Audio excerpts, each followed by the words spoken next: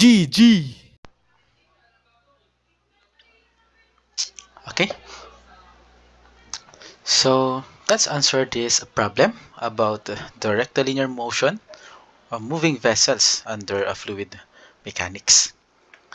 So here we have an open rectangular tank mounted on a truck which is 5 meters long, 2 meters wide, and 2.5 meters high.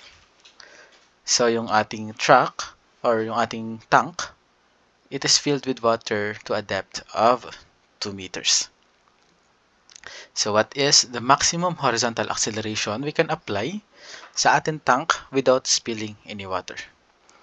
Okay, letter B. What is the force required? Okay, the accelerating force para ma-produce yung horizontal acceleration na yon sa letter A. And for the letter C, if the acceleration is increased to 2.5, so we are expected that at this acceleration, there will be water spilled. So, how much? Okay, gaano karami yung natapon? And sa letter D, if the acceleration is increased to 6 meters, how much? And letter E, if the tank is filled with water enclosed at the top. Okay, so this time, kahit bilisan natin or taasan natin sa acceleration dahil siya ay filled enclosed, walang matatapon. Diba? So what is the total force acting at the rear of the tank if it's accelerated by 2.75 meters per second squared? Ayan. So sasagutin natin yan lahat dito. Okay? So sa ating or sa problem na to, halos lahat ng cases sa ating rectilinear motion for horizontal moving vessel, okay, walang inclined surface, madidiscuss na natin almost lahat ng possible scenario. Okay, at least yung common. So meron tayong unang scenario sa letter A, letter B, letter C, sa letter D, and sa letter E. So here, makikita natin lahat ng possible scenario, at least yung common sa rectilinear motion. So let's start sa letter A. Ano daw ang maximum acceleration na pwede nating i-apply sa tank na walang natatapong tubig? So first, let's visualize this problem. Meron tayong tangke. Okay, drawing tayo ng tank. So ito siya kapag 3D. Yan, syempre pag 3D, actually dapat may gulong pa yan, 'di ba? May gulong pa kasi truck yan eh. Tapos meron pang front. But for the sake of simplicity, wag na natin i-drawing yung gulong. I-drawing na lang natin yung tank na naka-mount doon sa likod ng truck. Yung rectangular tank. Okay, kasi yun lang naman ang kailangan natin. Yung tank na meron tubig. Yung mismo truck, hindi na natin kailangan yun. So, this is your rectangular tank.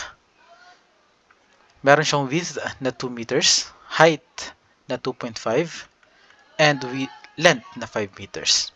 Ito siya kapag titinan mo in 3D. So, what if 2D lang? Kasi sa 2D, mas makikita natin kung ano yung magiging behavior ng ating fluid. So, nandito yung water. Yan ay 2 meters. Okay? 2 meter deep.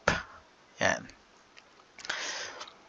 So, this is your tank sa 3D para makita lang natin yung width na 2 meters. But sa pag-analysis talaga ng moving vessel, mas okay or mas simple kung sa 2D natin siya i-analyze. Okay? So, drawing natin yung 2D figure nito. Wherein, titingnan natin siya sa view na to. Yung makikita natin yung length na 5 meters and yung height na 2 meters, yung 2.5. Okay, yung kasi yung magiging relevant sa ating analysis. Okay, pero wag mong kakalimutan si 2 meters kasi kailangan mo pa rin yan, yung wide, yung width. Okay, so meron tayong tank. Initially, or yung level ng water natin is 2 meters. Ayan, 2 meters. Okay? And also note, the height of the tank is 2.5 meters. Kung pasisimplihin natin, ibig sabihin, we need, or from the top of the tank hanggang doon sa water level natin, meron dyang 0.5 meters na height. Okay? Kasi 2.5 yung total, 2 meters lang si water, so merong space na 0.5 meters. Burahin natin to para makita natin na open si tank. Ayan. Lagyan na rin natin, ang length is 5 meters. Si water, nandito. Ayan. Okay, so this is your tank nung wala pa tayong ini-imposed or ina-apply na acceleration. So after the application of acceleration, dito, ano ang mangyayari? Okay, so ito yung initial water level natin. After applying acceleration, papuntang right or left, okay, sa right na lang, acceleration. Ano ang tendency? Yes, si fluid, gagalaw. Diba? Pag ganun. Ayan. Ito yung magiging unang scenario mo. Okay? So, yung ibang scenario, didiscuss natin mamaya sa kasunod na problems. Isa-isa lang. So, ito yung una nating scenario. That is when we apply an acceleration, and that acceleration is small enough or sakto lang enough para walang matapong fluid. Ibig sabihin, mahina lang yung acceleration mo. Gumalaw si fluid, but not enough to cause this fluid, yung water na to, para matapon. So, ano po yung maximum? Okay? So, ask mo yung sarili mo, ano kaya yung maximum acceleration or paano ko malalaman na nasa maximum acceleration na ako before matapon si fluid? Okay. Diba? Ano ang mangyayari kapag nagtudag tayo ng acceleration? So, una, nandito sa tubig, nakaganyan. Level lang sila, kumbaga. Nung original, nandyan. If you apply an acceleration, okay, aangat, di ba gaganyan? Applyin mo pa, aangat, nangaangat, hanggang yung fluid natin. Ito, observe mo yung dulo. Yung umaangat sa rear side ng ating tank. Darating siya sa point na nandoon na siya sa taas, sa pinaka-tip ng ating tank. Now imagine, what if bilisan ko pa itong acceleration? So, sobra. Okay. Yung sobra na yan, at that point, may matatapon na. Kasi hindi naman pwedeng lumutang si fluid dito, di ba? Okay? So, magti-tip over na yung fluid, matatapon. So, ano yung maximum acceleration? Yes, kapag yung ating water, nandito lang siya sa, okay, yes. At this point, yung sakto lang kung ano yung height ng ating tangke. Ayan. So, for this case, dito, ano yung behavior ng ating fluid? Yun ang importante. Ano ang magiging behavior ni fluid? So, from level, aangat. And one thing to note, ito ang importante dito. The important thing about this is that yung magiging angle. Yan. Yung pag-angat, ito. Yung pag-angat niya dito, itong H na to. Yan. Itong pag-angat niya sa rear side ng ating tank, it is to be equal or symmetrical doon sa pag-angat or pagbaba sa left side. So, similar lang sila. Equal lang. Okay? Tulad nung nakikita natin.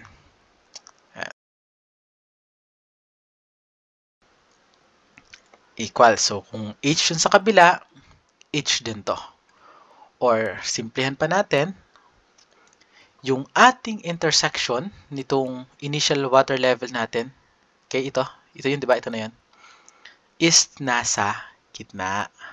Okay? And, isa pa, kung ito itong buong length ng ating tank, tawagin natin yung L. Okay, pink siguro. L. Ito, hanggang doon sa dulo. Yan. This length, L pala, L. Yan. This length, mula doon sa gitna, papuntang dulo. This is, yes, this is L over 2. Okay? So, hindi nyo kailangan sa uluhin. More of, ang gusto natin mangyari, maintindihan nyo yung nangyayari sa ating fluid. Okay? So, ito, kapag medyo mahina pa yung acceleration and hindi pa siya natatapon, okay, ganito ang magiging behavior ng ating liquid. Symmetrical yung nangyayari sa rear and sa front ng ating tank. And if this is L, yung ating point of intersection nasa gitna. So, ngayon, aalamin na natin ano yung acceleration which will cause for our water to be tilted. Importante yan. To be tilted enough lang para yung water ma-reach nyo itong point na to. Yung dulo. Okay? So, observe natin. Nasaan si theta? This is theta. Okay, that is theta. Lagyan natin letter A. Yan. Ito si theta, ha? Ano nga yan? So, theta or tangent theta, ito yung formula na tatandaan mo. Tangent theta is equal to acceleration over the gravity acceleration. Okay? The acceleration imposed and the gravitational pull of the Earth. And at the same time, if you look closely sa ating figure na nabuo, mayroon ka dyang right triangle. Right? Okay? Sana nakita mo. Ito. Sige, highlight natin. Kita mo? Yan. Okay, right triangle yan. So, that right triangle, pwede kang makabuo dyan or pwede kang kumuha dyan ng isang trigonometric function using tangent theta as well. Kasi meron tayong theta, meron tayong opposite ni theta, and yung L over 2, ito, which is adjacent kay theta. So, therefore, ang gagamitin mo dyan, yes, tangent theta din. So, lagyan natin, your tangent theta is equal to L over 2, okay, ay opposite, yung 0.5 over adjacent na L over 2. Lagyan natin. So, opposite yung H over L over 2. And since may values na yan, 0.5 over L over 2. So, kung L ay 5 meters, yung L over 2, 2.5 meters. From this, pwede na natin makuha si theta. Tama? Sige, kunin natin. So, theta is equal to, kakalculate natin.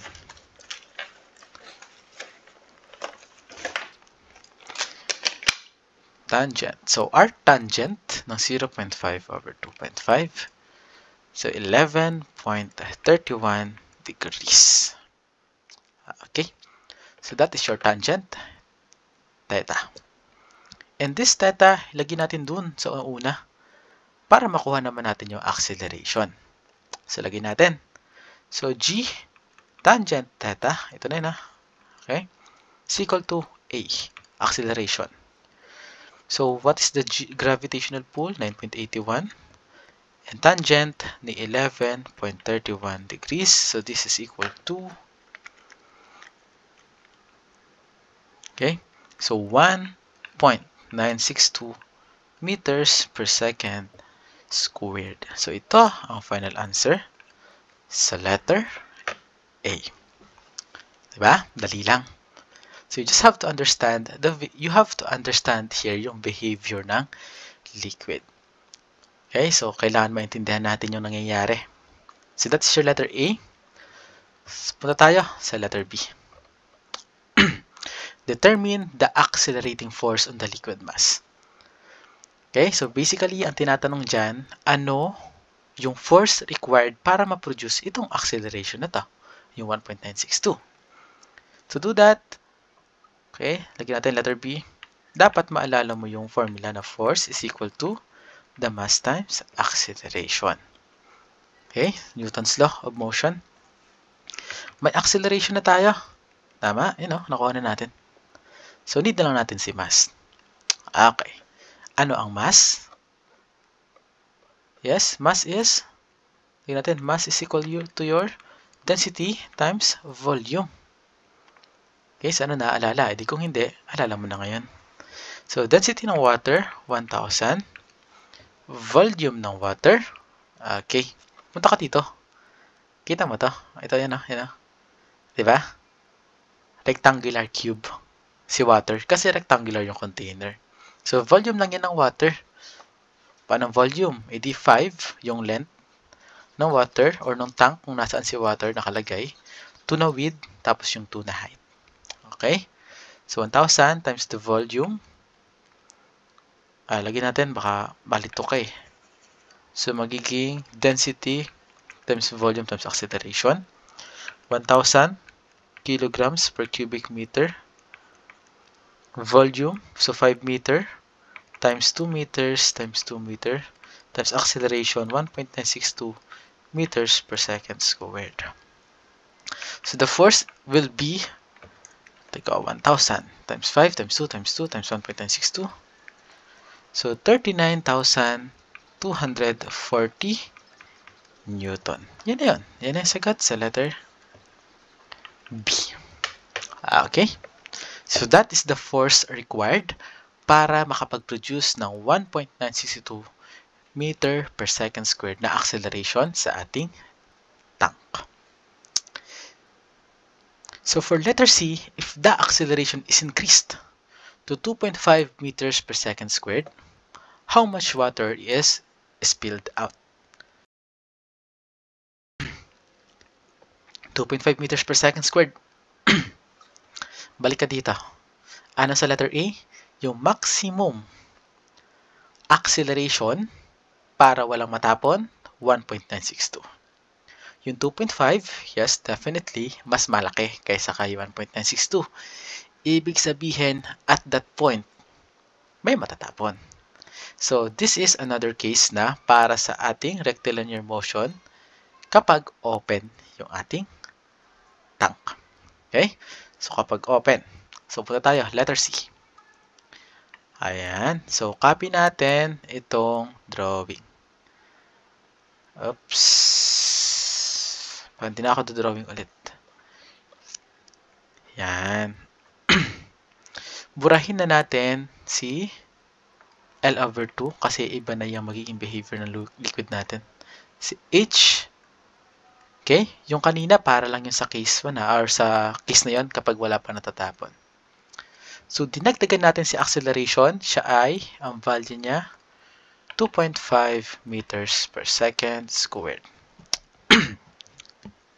Ngayon, ano ang mangyayari sa ating fluid? Kanina dito, in-increase mo, nandito na siya. Okay? In-increase mo pa, dinagdagan mo pa yung 1.962. Ano na kaya ang mangyayari? Okay? Check natin. Check natin.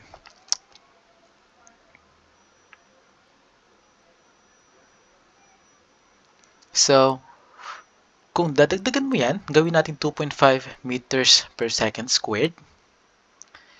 Yung fluid natin sa left side, dito sa dulo ng ating tank, aangat pa ba yan?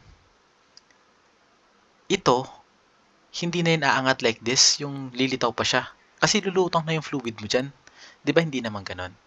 So, dito sa ating rear side, hindi na po siya aangat. Okay? Ano mangyayari? Kapag may fluid na sasobra dyan, matatapon na lang yon. Ibig sabihin, ang behavior ng ating fluid, iba na. So, this time, aangat pa rin siya. Yan. Pero, okay, ganito na yung mangyayari. Instead na mag-rotate siya na parang ganito sa nauna, Yan, bababa na lang yung fluid mo dito sa right side. Yan, dito gaganyan. Yan. Diba? Hindi na siya tulad nung nangyayari nung una. Okay? Ibig sabihin, iisod na lang siya. Dito, mag-recede yung tubig mo sa front side ng tank. Pero sa left side, kapag meron pang sumobra doon, matatapon na. So, ano mangyayari? Mababawasan yung ating tubig kasi nga may natapon. Ayan. So, one thing to note here, ay, palakihin natin ng konti kasi medyo maliit. Para ma-exage natin yung mga bagay-bagay. So, one thing to note, sa part na to, ayan, yung water level natin at the front side of the tank is within this length pa. Nandito pa siya. Okay? Tumatama pa siya sa front side ng ating tangke. Na-notice, napapansin? Medyo iangat natin. Paano ba? Sige, angat ko lang. Angat ko.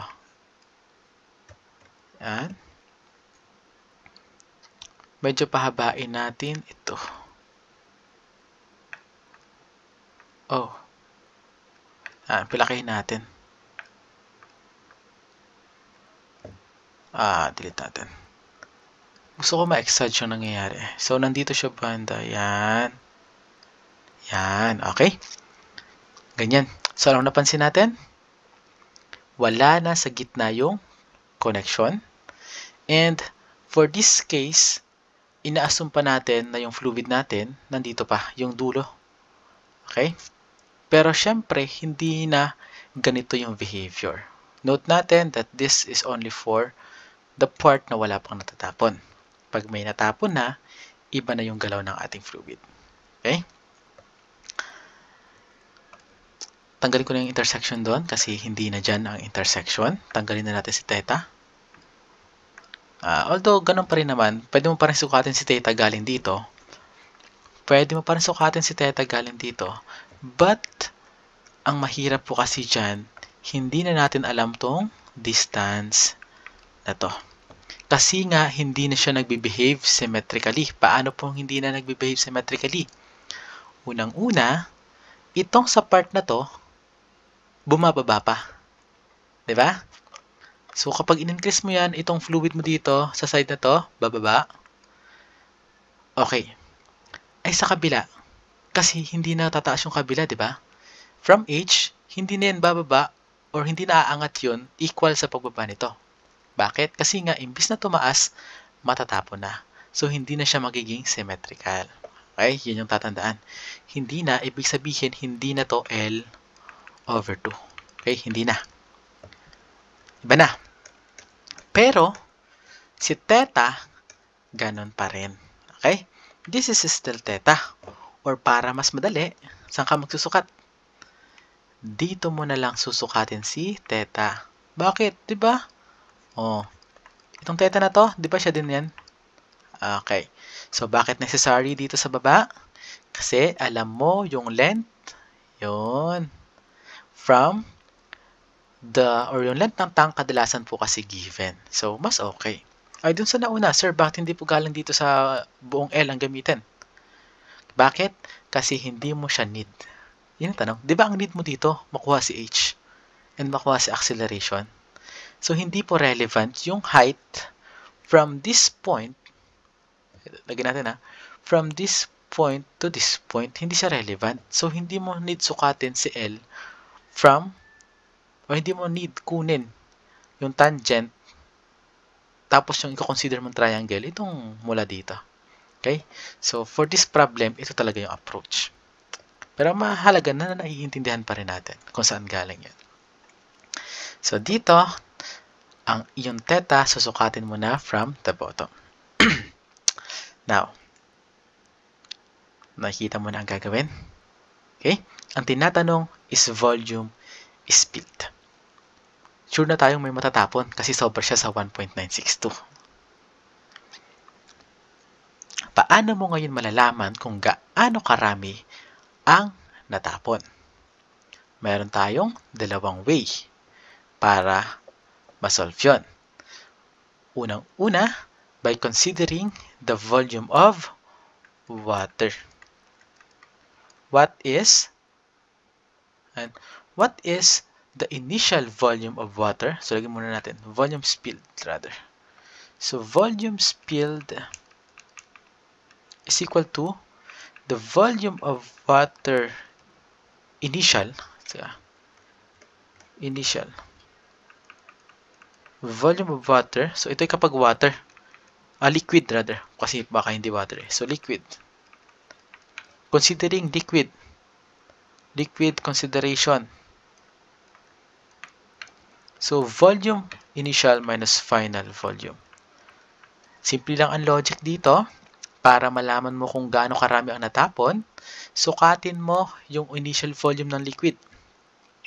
Tapos, after mong i-apply ang acceleration, may matatapon. So, mababawasan. Tama? Sukatin mo naman ngayon ang volume ng ating liquid final after ni acceleration. Kapag nasukat mo na, ipag-minus natin or subtract natin, yung difference, yun yung natapon. Diba? Simple logic. Another way is by considering voids. Or simply put, yung air. O paano po yun nangyari? Okay, imagine it like this. Initially, dito na lang sa problem na to. Initially, ano yung volume ng air natin? Ito. Mula dito. Okay?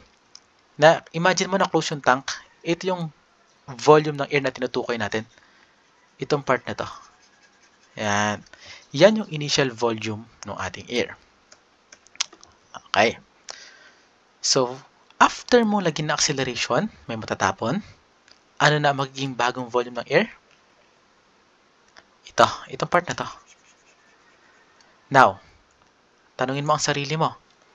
This volume and yung volume na nakuha natin doon, kanina dito, same ba sila? No. Bakit? Kasi, nabawasan tayo ng liquid. Bumaba ito, nabawasan. So, in actual, this void, yung airspace niyan, mas malaki yan. Kasi may natapon na. Yung ibang space wherein tubig yung nakalagay kanina, ngayon, ang nakalagay doon ay air na. Kasi natapon na. Okay? So, dalawang way yun. So, sa two ways na yon, titingnan mo, based on your figure na nabuo, ano yung mas madaling gamitin. Okay? So, lagay muna natin. Paano kapag air ang i-consider? So, the volume spilled. This has to be your volume of air final minus volume of air initial. O, bakit baliktad? So, kasi nga, sa final volume ng air, di ba, nandun na yung mas maraming airspace. So, pag binawasan mo ng initial, na mas konti, kasi may water pa doon kanina, malalaman natin kung gaano karami ang natapon. Ayan. So, dito sa problem na to, tatanungin mo, Sir, ano ang mas okay gamitin sa dalawang yan? For this case, tingnan mo sa figure natin. Okay? So, yun ang una mong consideration. Ano ba yung nabuo mong figure illustration? Ano ang mas madaling kunin? Air, volume ng air, or volume ng water? So, think of it like this. Kung water ang i-consider ko, ito yun. Ito yung final volume ng water. Diba? After may matapon, ito na yung may iwan. Ano ang shape niyan? Trapezoid. Kapag water ang i-consider, kapag liquid. So, what if air ang i-consider natin? Ano yung volume ni air? Ito. Diba? Hanggang dito. Yung part niyan. Ano to? Triangle. Alam mo na. Ano mas madaling gamitin? Ano mas madaling kunin ang area or yung volume? Si air or si trapezoid? Yes, si air. So, sa air tayo. Diba? O isa pa. For this case, paano mo kukunin si theta? Diba? So, from this point, bubuo ka ng triangle. Tama, diba? Triangle to. Kita mo, triangle yan. Right triangle. Now, kapag tayo ay nag-apply dito ng tangent theta, anong height ang makukuha ko? Itong adjacent ng theta or yung adjacent niya, may 5 meters na ako dyan. Yung opposite height, yes, yun na makukuha ko, di ba? Which is, yun na din yung gagamitin ko kung gusto kong kunin ang area ng triangle. So, mas mabilis talaga yun. Okay? So, ibig sabihin, yung air or yung voids ang i-consider natin. Kung ganito yung mangyayari, hindi pa umaabot or yung ating acceleration is enough para hindi umabot yung ating liquid sa bottom ng ating tank. Kasi pwede pong sa sobrang taas na ng acceleration natin, yung fluid natin, hindi na ganito. 'Di ba? Kapag binilisan mo pa kasi yan, dito na ang tubig natin. Imagine, dito na siya. Yan. Sobrang dami na nung natapon. Okay, so iba na yung gagawin mo dyan. So dito, hindi pa po tayo sure ha kung hanggang saan si water. Ito ay assume ko pa lang. Okay? So kapag kayo i-solve, iti-testing nyo ngayon. Ayan. Okay. So unang-una, sure tayo na hindi na siya pasok dito sa unang case. Kasi mas malaki siya sa 1.962. So try natin. So paano ko malalaman kung siya ba ay nandito pa, yung ating water level is nandito pa sa point na to. Hindi pa siya sumasobra. Simply put, kapag tayo ay naglagay ng tangent theta, yung ating h, itong height na to, itong height na makukuha natin, ito. Yan. This h, hindi siya dapat lalampas doon sa height ng ating tank. Imagine mo, na-imagine mo.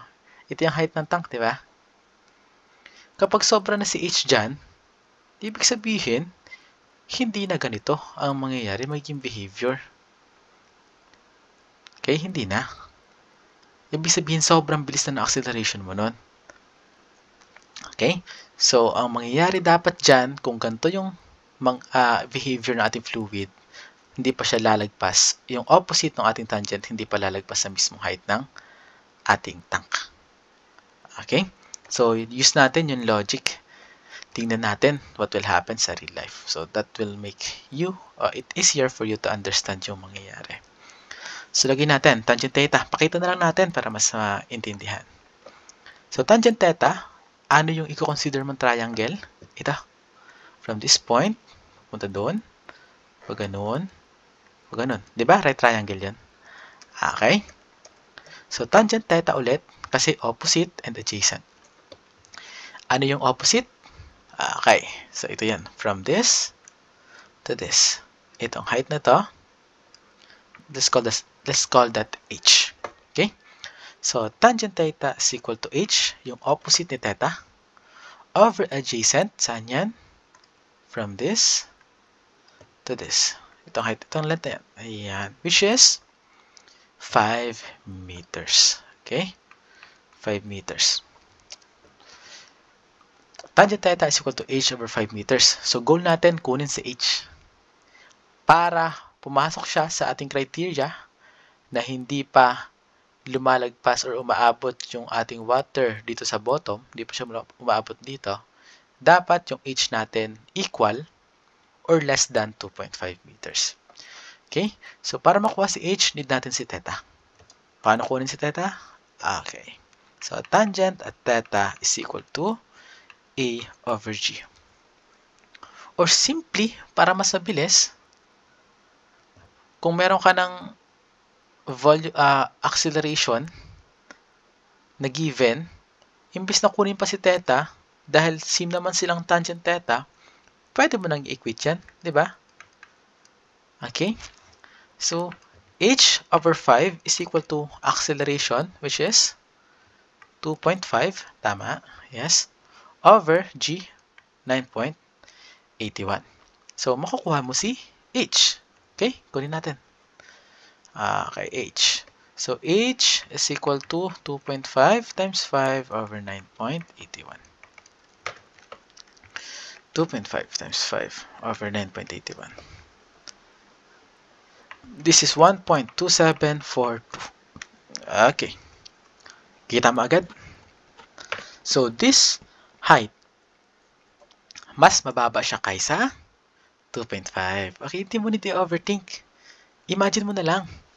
So, kung yung h natin mas mababa sa 2.5, hanggang saan lang yan? Yes, ganito lang. So, itong height na to, dito na lang h. This is 1.2742. O, imagine mo kung mas mataas siya sa 2.5. Diba? Hindi na nagme-make sense. Kumbaga, hindi na nagme-make sense kung ganito pa rin yung figure mo, ang ibig ko sabihin. Yes, ganoon lang kasimple. If it doesn't make sense, hindi yun yung actual na nangyayari. Kasi ito, reflected to sa nangyayari sa real life. Okay? So this actually, or this is what actually happens sa real life. Ayan. So 1.742. Ngayon, may nabuo ka ng triangle. May nakuha mo na si H. So, pwede mo nang kunin yung spilled volume. Okay? So, anong gagamitin natin dito? Anong i-consider natin? Air. Bakit? Kasi kapag water, kita mo agad, trapezoid. Hindi pwedeng water. Pwede rin talaga in actual, pero mas matagal. Doon tayo kay air. Bakit? Diba? Triangle. Okay? So, ito ang final volume of air. Itong triangle na to. Pero, sir, area lang to, di ba? Oo. Paano ko kukunin ang volume? Huwag mong kakalimutan. Meron kang width na 2 meters. Okay? So, lagay natin. So, volume spilled. Ito lang ha, hindi po, or okay lang kung gusto mong i-consider pa rin si water. Mas matagal nga lang ng konti. Yan lang naman ang downside nun. Pero hindi siya mali. Hindi siya maling gamitin. Okay? Pero syempre, kung board exam to, mas gusto mo mabilis ang pagsasolve. So, volume of the air, final rather. Final minus volume of air, initial. So, what is the final volume of air? Ito na yon. Yan, ito. Yan, ito part ito. Okay? Yan. Ano to? Triangle. So, ano ang volume ng triangle? Anong volume ng area na to? So, yung area times yung width na 2 meters. So, lagay mo muna yung width. 2 meters. Times yung area, which is triangle. So, 1/2. Tama? Ano yung base? 5 meters. Ano yung height? Diba? Given na agad. 1.2742. Nasolve mo na eh. 1.2742. Minus, ano ang initial volume ng air? Okay, so balikan mo. Ano ba yung mukha ng ating tank nung hindi pa ina-accelerate? O, ito yon, di ba? Nasaan dyan yung air? Ito. Ito. O, ano ang volume yan? Alam mo na. Okay? Hindi yung volume lang nitong part na to, itong part na yan, which is 5 times yung width na 2 times yung height ng air, 0.5. And, ready, lagyan natin. 5 times 2 na width times 0.5. Okay? So, meron ka nang makukuhang value dyan. So, 2 times 0.5 times 5 times minus 10 times 0.5. Okay? 2 times 0.5 times 5. 10. Okay. So, this is 1.37. So, 1.37 cubic meters of water. So, yan yung natapon. Okay. Next. Letter D. If the acceleration is increased to 6 meters per second squared, how much water is spilled out? So, kanina, 2.5 meters lang. Okay? Na-double check naman natin. So, ang way lang talaga para malaman kung pasok siya dito is determine mo lang yung height. Okay? Kung siya ba ilalagpas sa height ng tank. Yan. So, pag hindi siya lumagpas, edi nandito pa siya sa part na to, sa case na to. So, hindi ko pinapasa ulo ha. Gusto ko lang maintindihan ninyo yung nangyayari sa liquid. So, pag binilisan mo pa, ano mangyayari? And, so, D. Mahilig kasi ako maglaro ng truck-truckan ng bata ko, kaya nai-imagine ko yung nangyayari dito. So, kung hindi mo ma-imagine, bumili ka ng truck-truckan, tapos lagyan mo ng tubig. Paggalawin mo, tulad ng nangyayari dito, makikita mo yung nangyayari. And, so, copy natin. Copy. Copy. Actually, na-copy ko na pala. Pwede, yan. Okay. So, burahin natin yung mga extra. Yan. Yan. Yan. Yan. Burahin natin ito. Yun. Sige. Ano yung acceleration? 6 meters per second squared. Ngayon, ito yung initial level ng water natin. And after accelerating, so in-expect natin na aabot yung fluid natin, yung new water level natin dito. Okay? So, nasaan si theta? Ito na si theta. Yan. So, paano mo ba malalaman kung ganito na siya? So, kung gusto mo pang i-check talaga kung ano yung maximum, ito maximum point, edi gawin mo to. Ano yung acceleration kung ang water mo or yung water level mo ganito ang mukha? Nandito si water.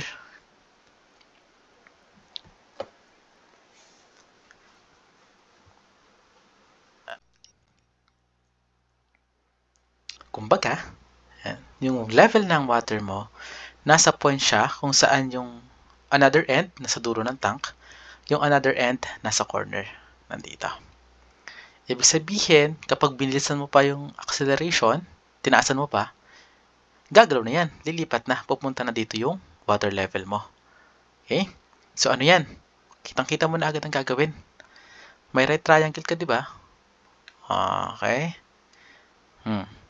Kita mo yan, right triangle na yan. So, tangent theta is equal to your height. Ano na to? 2.5. Ano yung adjacent? 5. Same yan sa ginawa natin kanina ha. But this time, yung height mo, yung 2.5 na. Kasi buo na to eh. Yung buong side na to, yun na yung encompassed ng triangle natin. So, this is equal to your acceleration and the gravitational pull. Makukuha mo si A. Ano si A? 9.81 times 2.5 over 5. Ilan yan? 4.905. Okay. Okay, so dito, meron ka ng acceleration na 4.905. So, kitang-kita mo naman. Uy, mas malaki si 6 meters per second squared. So, ibig sabihin, sobra pa yung ating acceleration. Aabot pa siya dito. Okay. So, meaning, papasok mo siya sa kasunod nating case. Kapag lumagpas sa 4.905, dito na, or ganito na yung behavior ng ating fluid. So, magbabago yung consideration natin sa triangle. Okay? Iba na. So, ano ba yung pinagkaiba ng tatlong yun? Yung triangle lang naman, di ba? Sa una, ito yung triangle mo. Sa pangalawa, ito na. Kasi nasa dulo siya. Nasa front part pa ng tank yung ating water. And sa kasunod, yung ating water nasa bottom part na ng tank. Ito na yung triangle na i-consider natin. So, ano yung maximum water spilled?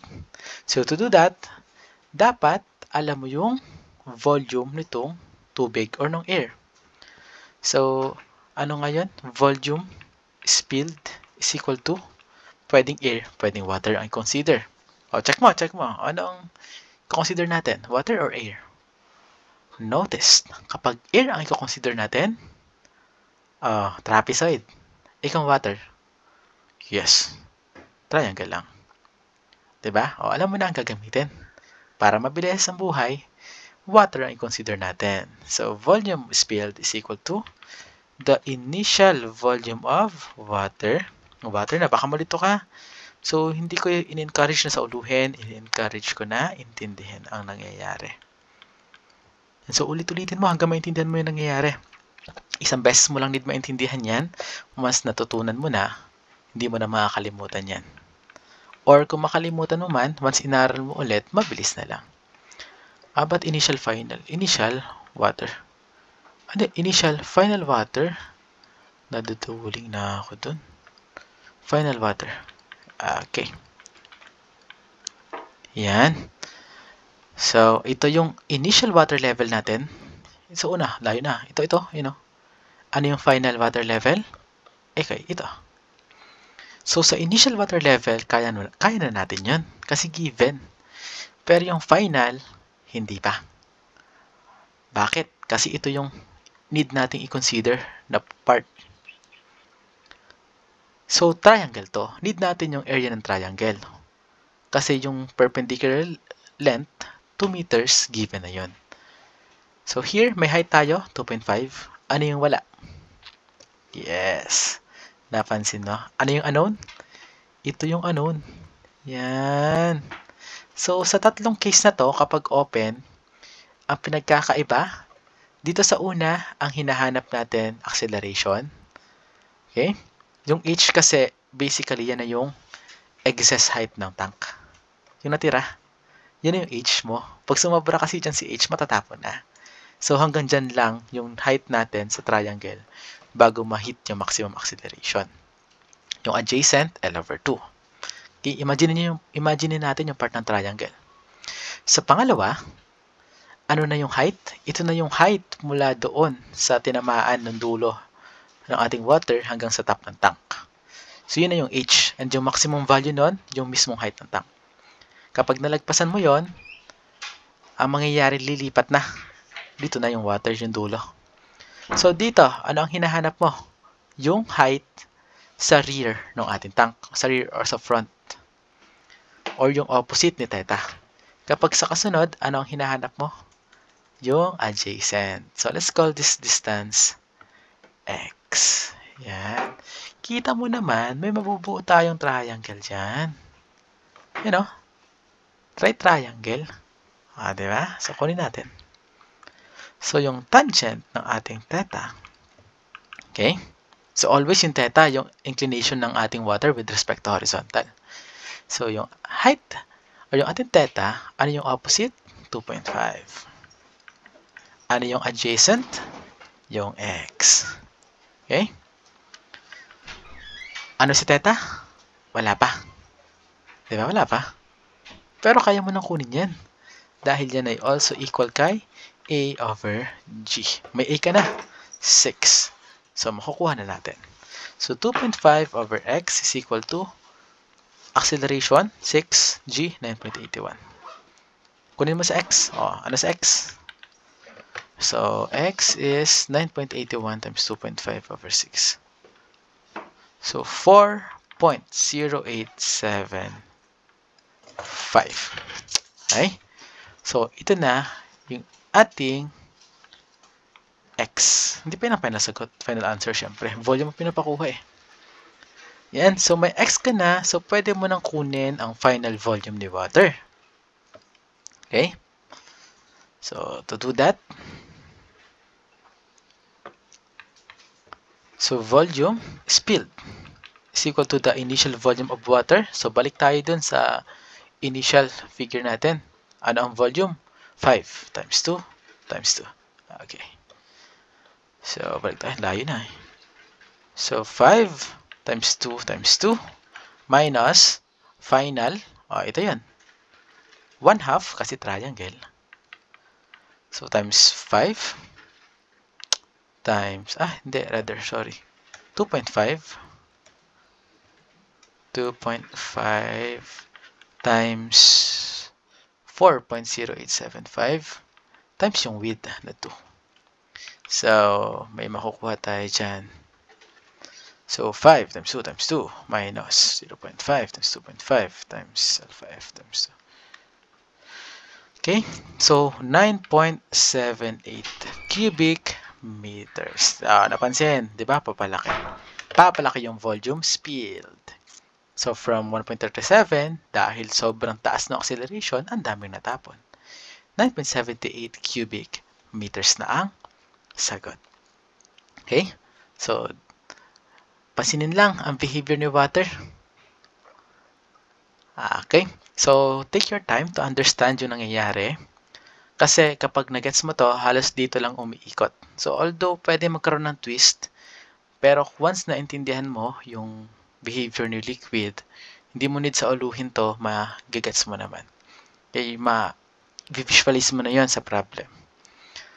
So, kahit sa board exam, halos ganito. So, pwedeng mas mahirap, pero before mo maintindihan kasi yung mas mahihirap, di ba ganun naman lagi? Need mo maintindihan yung mas madadaling bagay muna. Ito muna. Kung naintindihan mo to, yung kasunod na mas mahirap. Okay? Meron pa pala, letter E. Ito naman, letter E. Okay?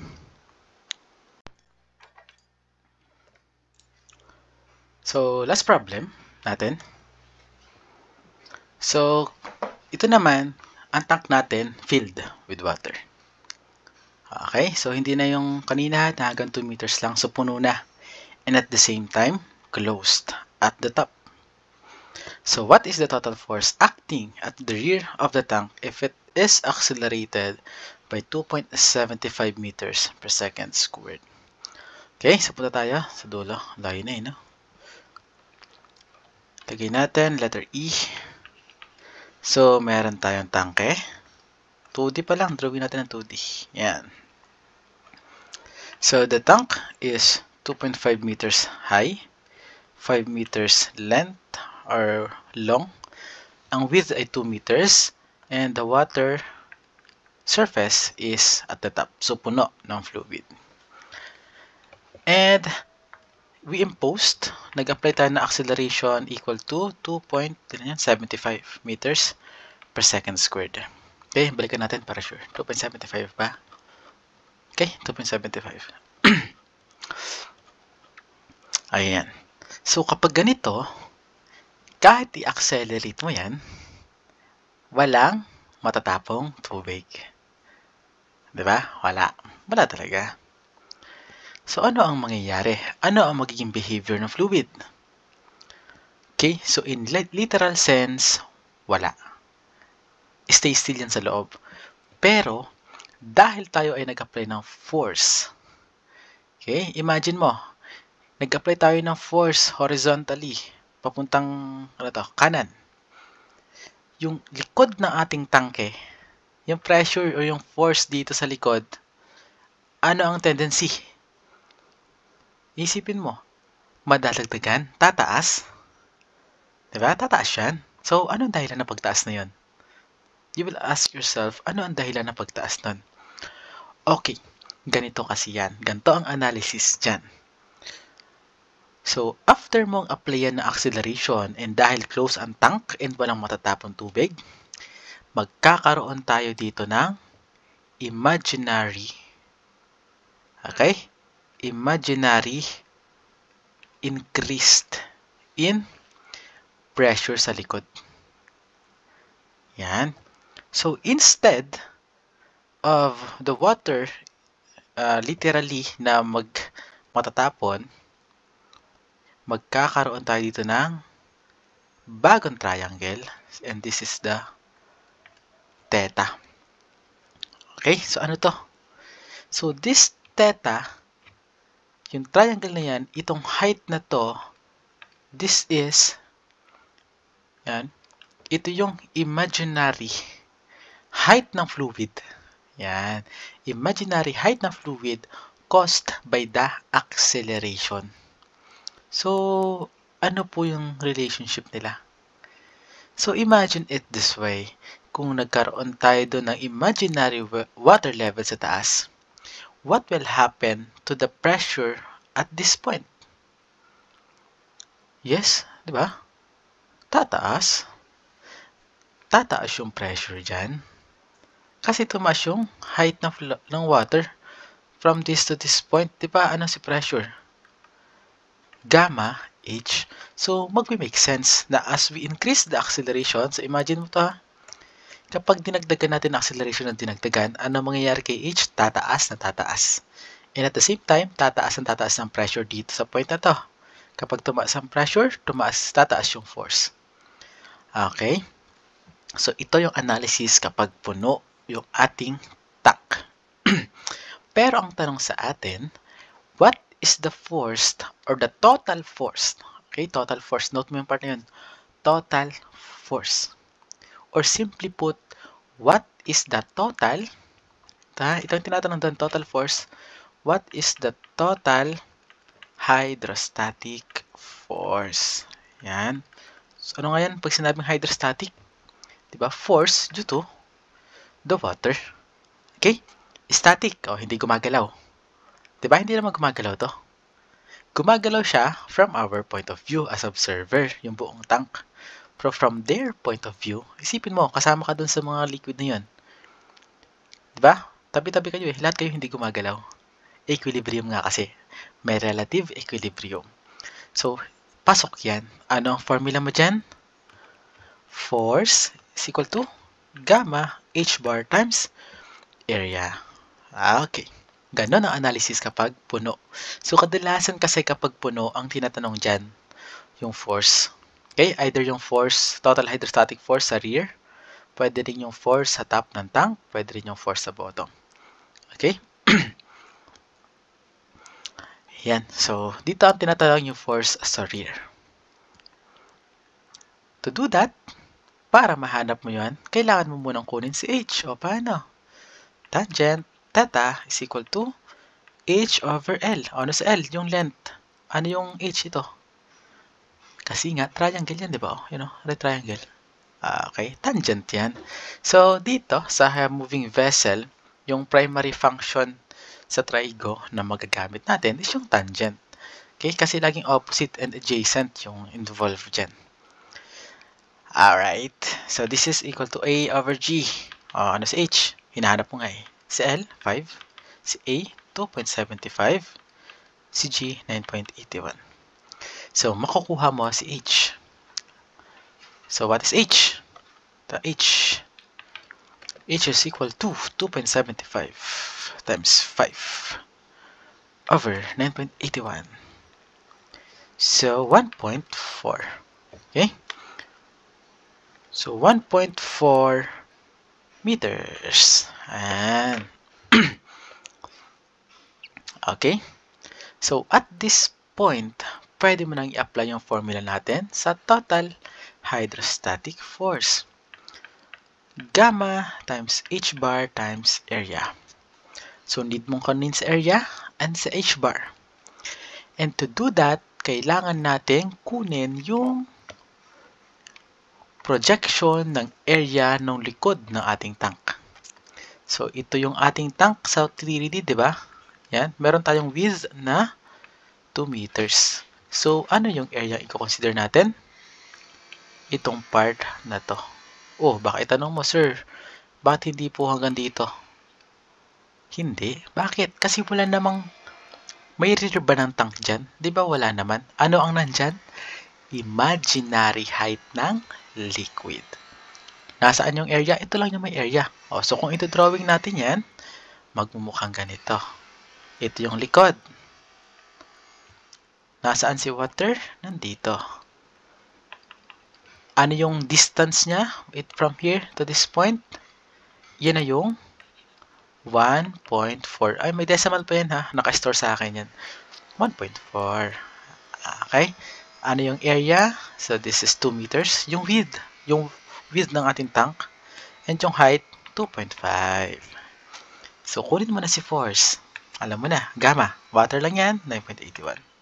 H bar, from the surface hanggang centroid. Ilan yan? So, yung 1.4 plus yung kalahati into 2.5 times your area, 2 times 2.5. Okay, ilan yan? 9.81 times yan, times 2 times 2.25. 2.5. So, this is, so the force is 130.0625 kilo Newton, and this is your final answer. Okay, GG. Yun na yun. So, that is... Ito na. So, meron pa tayong next problem. So, sunod na lang sa sunod na video. Lagi na sama natin. Okay, thank you so much for listening. GG!